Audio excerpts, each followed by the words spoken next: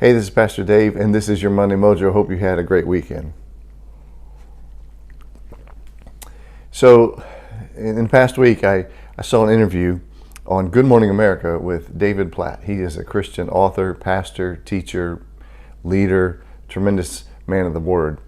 And he was being interviewed about a book that he'd recently written by Good Morning America, and they were asking him about it. And he said, the thing is, we are the bride not of a political party, right, left, or middle. We're not the bride of an economic system or even a way of life from a country standpoint, but we are the bride of Jesus Christ, King of Kings, Lord of Lords, Maker of the universe. And he said, my fear is that we've prostituted that out for comfort and the abundance of things. And so we've turned what was called the gospel, which is good news, into okay news.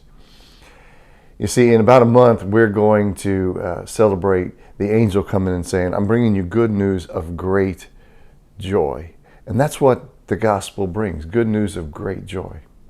So I posted that interview on Facebook, and it got screened. And so I had to get kind of tricky and put it out a different way so that people could see what he had to say. Because while the American way of life is still one of the best on the globe, it's the one that in the last 2 years, 8 million people have come to be a part of, making it the 13th largest state, the migrant state. It is just a way of life. It is good news of a favorable life.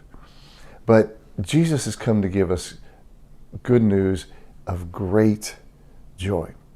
Now, if that's true, I think it would be important for us to listen to the kinds of things that Jesus has to say. And if there are any themes, any things that he keeps coming back to, like if you had somebody that you looked up to for advice and counsel and direction, and they had something that they kept coming back to, wouldn't you want to pick up on that and think, it's important to them, it should be important to me? At the beginning of this year, I preached through a series called The Ruthless Elimination of Hurry by a guy named John Mark Comer. And in that book, there's a chapter on simplicity. And at the beginning of that chapter, he simply lifts out, quotes, themes from Jesus. Watch out, Jesus says. Be on your guard against all kinds of greed, because life does not consist in the abundance of possessions. To one young man who had gotten so caught up in his possessions, American maybe, and he said, go and sell your possessions. And to another time he said, listen, don't worry about food or shelter or clothing. Your Father knows you need those things. Isn't life worth more than that? And he says, make for yourselves treasures in heaven where no moth or rust or thief can get to them.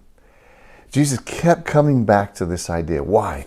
Because wealth and the abundance of possessions is one of the easiest things to get in the way of our relationship with God. He said the deceitfulness of wealth will choke out the truth of the good news of great joy and will substitute it for the good news of great possessions. He keeps coming back to it. And I agree with David Platt, and I agree with John Mark Comer that maybe we need to listen to something that the great teacher, the great lover of our souls, Jesus, keeps coming back to. Watch out. Be on your guard. And so then to order our lives in a way that is more ordered around what he would want us to do, who he would want us to be, than the accumulation of great wealth or great possessions. Seems to me that if that was a theme of his, it ought to be a theme of ours. Anyway, those are my thoughts for this Monday Mojo. Hope you have a great week.